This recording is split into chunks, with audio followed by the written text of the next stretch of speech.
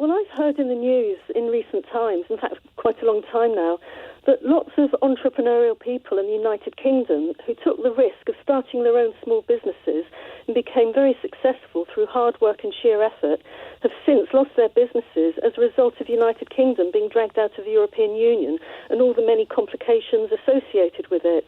Now, since becoming Labour leader, Keir Starmer has become a born-again Brexiter and stated that Labour under his leadership will not rejoin the European single market, will not restore the customs union, and they won't reintroduce the free movement of United Kingdom subjects within Europe. So Keir Starmer has signalled that he doesn't want to help small businesses, and he hasn't explained how he might in the future help small businesses.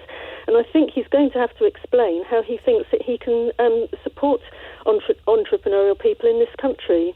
So it's interesting. I imagine that he would dispute the idea that he's a born-again Brexiteer. And when I've heard him talk about his position on the EU, although I don't personally agree with it, he says that he just doesn't want to open up old wounds and the country's had enough and so on and so forth. I mean, you're aware of all of that, Karen, I'm sure. But you make a very good point, in fact, about small businesses and medium-sized businesses, because how much they've spoken about it, I'm not really aware, actually. I suppose we'd have to look at the track record of Rachel Reeves. I might just ask Minty, just to have a look at what Rachel Reeves has said about small and medium-sized businesses and the support that Labour would offer to them. Is your memory similar to that of Sir Keir Starmer in his description of Margaret Thatcher? Well, I just, to be honest, I haven't seen the Telegraph article, although I've heard, some points from it. Yes. But I honestly can't understand what he's talking about. Personally, I voted Labour in the last general election, thinking that if they did manage to form a government, that Jeremy Corbyn wouldn't last very long because he wouldn't have a majority. And I thought Jeremy Corbyn would struggle and that within a year or so he'd step aside and Keir Starmer would become Prime Minister. And I was really looking forward to that. I was actually voting in my mind for Keir Starmer becoming Prime Minister very shortly.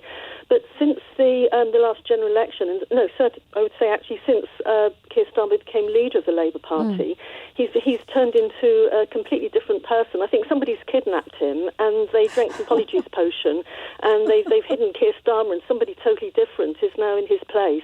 And I really try hard to understand what he's talking about, and I just can't make head nor tail of what he's trying to say. And he keeps changing his mind anyway.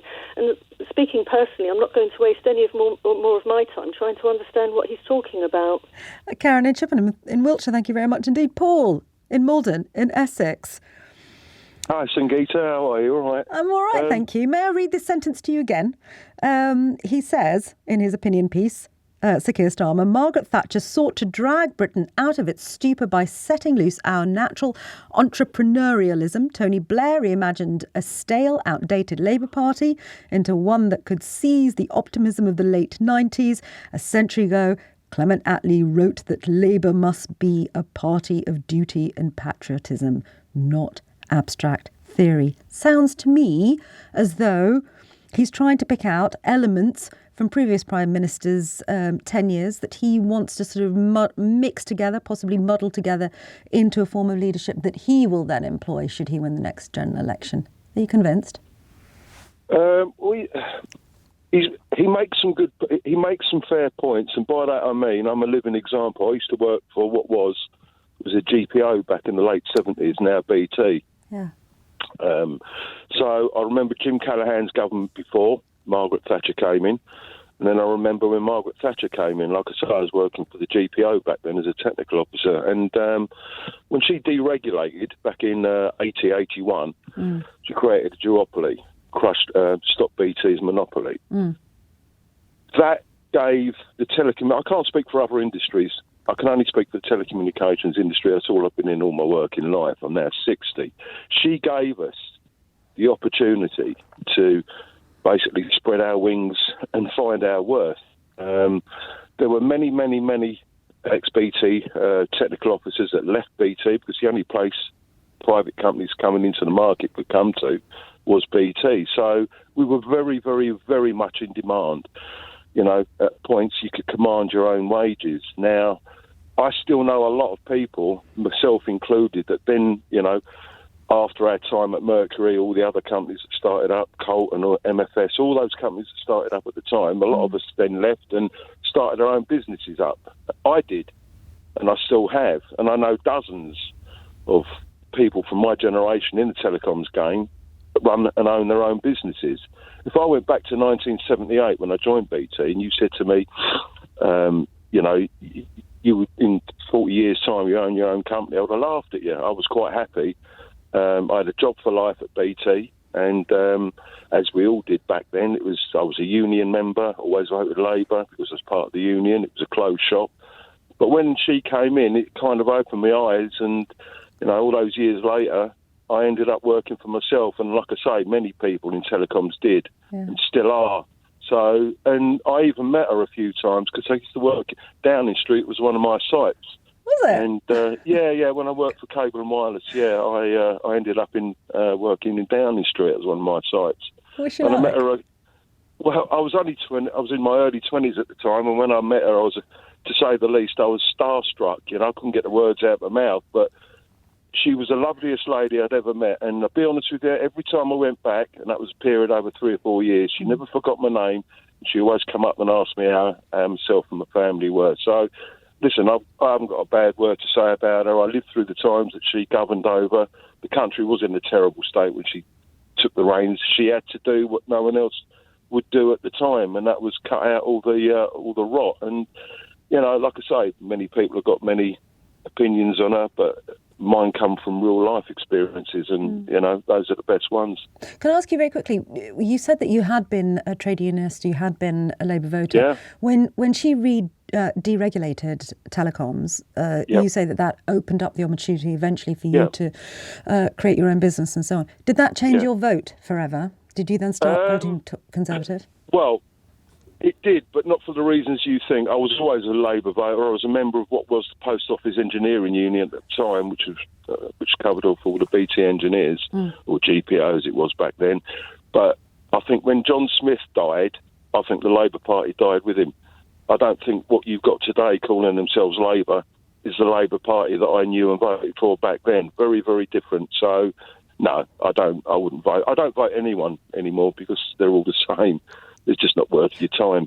What do you mean it's not the Labour Party that you... The Labour Party back then is nowhere... Anyway, it's not a recognisable party as the Labour Party is today. They're very, very different parties. Hang on a minute. Very different. So while Thatcher's, and it's often been described as sort of radical conservatism, and her privatisation of telecoms allowed you to set up your own business, and you were very successful and you're happy with that. You don't feel that modern Labour is what? Left-wing enough? I don't feel... The modern Labour Party today is unrecognisable from the Labour Party that I knew back in the early 80s, up to sort of when John Smith died. That's my personal opinion. I don't recognise the Labour Party today as the party it was back then. So if you ask me, I think what Keir Starmer is trying to do is reposition the Labour Party somewhere in the centre ground. He thinks that by sort of mentioning Blair, mentioning Thatcher, mentioning Attlee, he's going to present himself as a more centrist, possibly right of centre party leader that will win over those Tory voters that are sort of on the fence, hacked off with the Conservative Party as it has been over the last few years, and will therefore act as a magnet towards Labour. Do you think that will work? No, because, like I say, my personal views, back then the Labour Party was run by people that had real life experiences. They weren't. Everyone today is a lawyer or a barrister. They're all... Yeah, but the Tory party aren't full of working class people. I wouldn't vote Tory. Who brought Tories into it? I wouldn't vote Tory if they were the last party on earth. So, don't bring them into it. I'm talking about the Labour Party. But despite benefiting from Thatcher's deregulation. Well, as I say, the Tory party as well. If you look at Blair and the Tory party today, they're all very similar. And that's, to me, it's just a grey blur. There's not much between them, Sangita, if I'm honest with you. Yeah, hi, Sangita. I can only echo what there's what seems to be a consensus of opinion that's calling into you that essentially Keir Starmer's reneged on all his traditional Labour policies. I think he's shamelessly now going after the Tory vote because he considers the Labour vote as done and dusted. He's got that under his belt, so he can now virtually essentially abandon all the traditional Labour policies and become effectively a Tory. OK, is he in fact doing that? Or is he, now that he's 20 points ahead, or the Labour Party is 20 points ahead of the Conservatives, in the polling at least, trying to ensure that those people who are sitting on the fence and those people who are more naturally inclined to vote Conservative need to be made to feel comfortable enough to lend Labour their vote in the next general election? Is it possible that Keir Starmer is, as you say, assuming that Labour voters will vote Labour, but not necessarily taking them for granted, just ensuring that he can get that swing vote? Well, essentially, what's happening now is a Pyrrhic victory because he's effectively taking up, he seems to be essentially becoming a Tory in a bid to get the Tory vote and thereby forfeiting his Labour credentials. I mean, it's almost a scenario, it's a ludicrous scenario, effectively. What's he for? What's he about? I think that seems to be the consensus of opinion from the other callers that he's no longer effectively a Labour Party leader. See, it's interesting. Lots of people always ring me up and they say he's no longer Labour Party leader. But I can never get to the bottom of what that means. What does it mean? Well, I mean, essentially adopting Tory policies. I mean, the irony is he's commending. But which Tory Margaret policies? Thatcher Hang on a minute. The Tories. Wait. The Tories have nicked his policies, haven't they? Sorry, the Tories have nicked his policies. Windfall tax, for one. Sorry, Sangita, I've lost you. Can you? I'm not hearing you very well. Could you repeat that? I'll give it one more stab. Surely it's the other way around. Surely the Conservative Party have been stealing Labour's policies. So, for example, the windfall tax. If you look at employee NI contributions, Rachel Reeves says that was an idea that she mooted, and there have been numerous others. Well, I take your point. Obviously, there's a certain amount of give and take on it, but I mean. Essentially, Keir Starmer seems to be suggesting that the country has got to where it is thanks to Margaret Thatcher's policies, but where we are is not a good place. If this country now was a roaring success, you could by all means go back and say, oh, this is all rooted in Thatcher's policies, and I must adopt them myself now because they've been such a wonderful, we've achieved such a wonderful result as a consequence. But the irony is we're in a dire position now precisely because Margaret Thatcher effectively eviscerated all the industries in the country. She sold off all our council housing, didn't replace them, and we've got now people sleeping on streets. So if that's the achievement of Margaret Thatcher, why on earth would you want to emulate that?